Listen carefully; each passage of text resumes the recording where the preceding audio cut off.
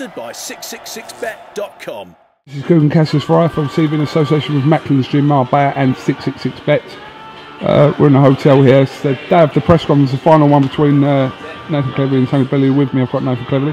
How are you, alright? Yeah, I'm fine, good. Yeah. Well, all the talking's been done now. Say it was all these final press conferences sometimes a little bit of an anticlimax where the build-up has been that intense and it comes down to that final press conference, and you didn't really say a lot today, did you? No. I think it's all been said, mate, you know. Plus, he had his headphones on as well, so I couldn't really say too much, you know. He was listening to music apparently, so there's no point now, you know. Everything has been said. It gets quite boring in the end, you know. We've done our press conferences, our media days, so it's all been said. But today it's like you're just regurgitating really what's been said. So no more mind games, you know. We're 2 days from the fight, weigh in tomorrow. That's where it really begins, the weigh-in. That's where I personally find it begins. You know, other opponents may get worked up a little bit earlier, but I think the weigh-in day is the one. That's the real like tension day. You know, it's like you're making the weight. You got a big crowd there watching you in your pants, and you got an opponent just staring at you, wanting to tear your head off. That's where the tension begins, you know, and that's where tomorrow I can feel it already. I can feel the fire burning, because I'm going to look at him, and I only got to look at him, and I want to give him a slap, and then he's going to say a few things, and I want to give him another slap. So it's going to be fiery tomorrow.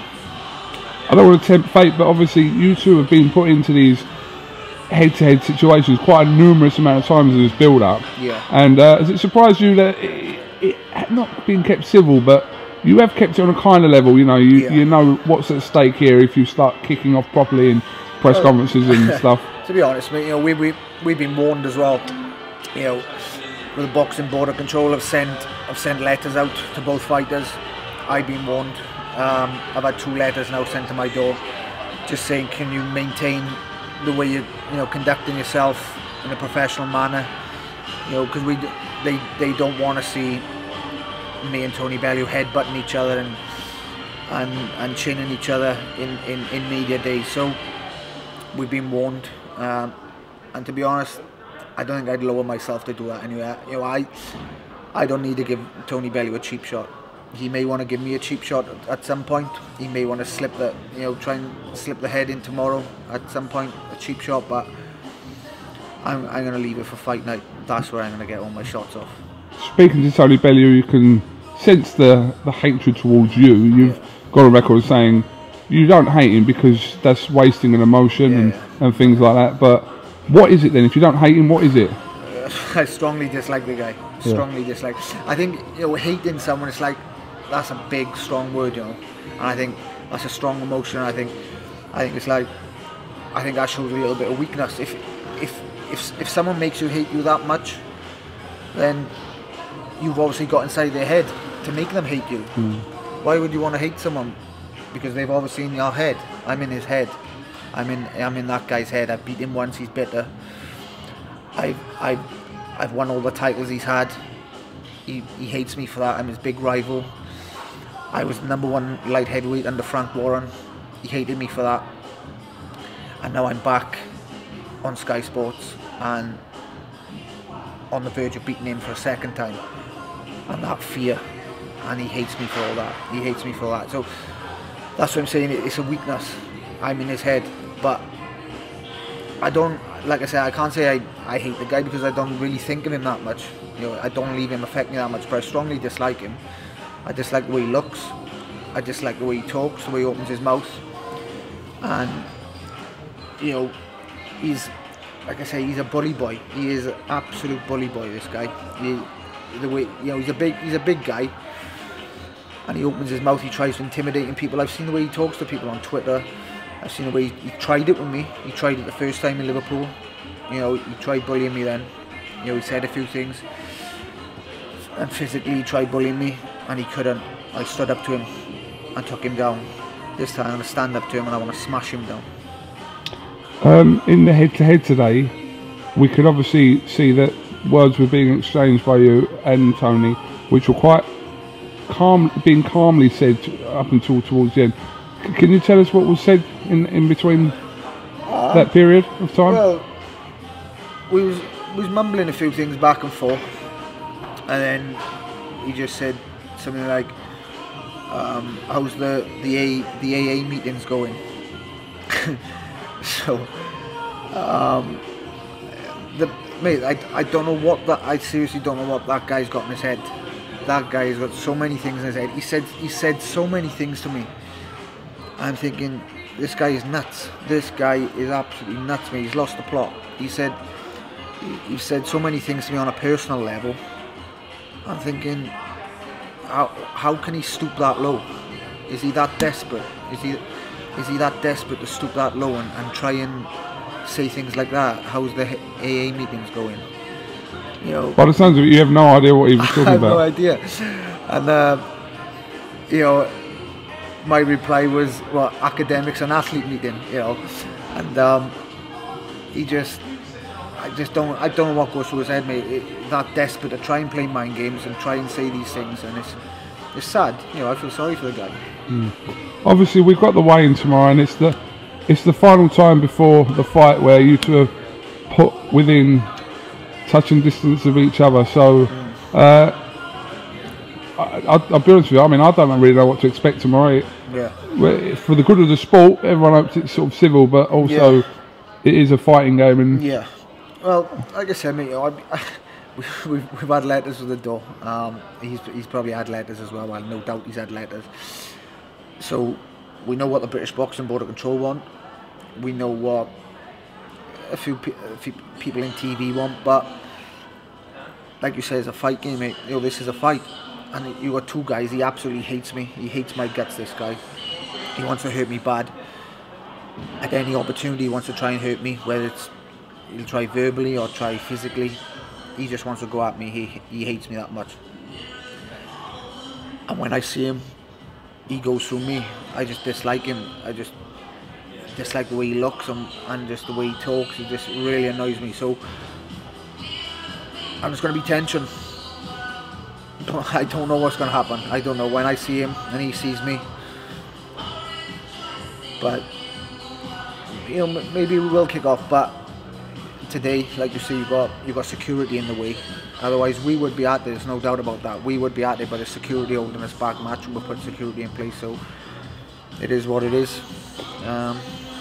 We'll see what happens, mate. You were asked a question. Both of you asked the same question by Sky Sports' Fraser Dainton about, you know, about contemplating losing. You know, where you going from there? Yeah. Have you contemplated it? And you both said no. You took a moment to answer that. But is that you truly believe that you will win and you're not thinking of where to go if things don't go right for you on the night? I mean, it's like we can give it a big one as much as we want and say, you know, we can blabber on and say, oh, losing's not an option. I don't consider losing, but it is something that can happen in boxing. So it does run through your mind at times, but the large percentage of me and the majority of me, the way I prepared, the way I trained, and I think my natural attributes, I just think it'll be too much for Tony Bellew. That's my personal opinion. I think there'll be too much for Tony Bellew, and I don't think he'll be able to match what I've got. His best chance is to KO me, and I told him, you know, I said I left my pillow at home, and he knows there's a big possibility of him losing. He knows that because it's the way he knows it, because you see the way he talks, mouth off in defence. He's a bit insecure, and he knows if he loses a second time in his hometown to me, the same opponent, he's got to walk away. He's got to walk away from boxing. You've been in consecutive world title fights. You had that huge fight against Kovalev last year. Is this the biggest fight? You've obviously fought Tony before. Is this the biggest fight of your career? Yeah, I would say so. Because, like, you know, it's do a build-up really. Everybody's just talking about it. Everybody's talking about it, and the sheer dislike for each other. The sheer dislike for each other. It's a big grudge match, and it's been brewing for 3 years. You know, the first fight was good. It was a good fight, and I won the close. You know, I won the close fight. But it's since that we've always been at it. We've always been at it, and like it's been a grudge match brewing over 3 years now. So it is a bigger fight. It is a bigger fight on a personal level, and on a public level as well. The amount of interest in it is a big fight. Alright, well listen, I'm not going to say too much more of your time. I appreciate you giving me the time at this time of night. And like I said, we'll see what happens tomorrow, but what really happens in the ring on Saturday is what's going to count for the benefit of both of your careers. You can't miss it really, you can't miss it, because there's so much on the line. There's so much on the line. Does it feel that much bigger than the first time you fought? Oh yeah. Yeah, It's big. You know, the first fight was big. But it's like this is like doubled. You know, because of the aftermath of the first fight and what's been said. It's, you know, it's an all big build up now under a different promoter. It's it's a big. You lost the time cost. I know. I lost the time cost. So once again, Does that bother you? Once again, he's had his own way. He just keeps getting his own way. He had the first fight in Liverpool, the second fight's in Liverpool, and he won the coin toss as well. So that means he get to choose who ring walks first. He decided to ring walk second. Yeah. So I've got to ring walk first. He's got to ring walk second.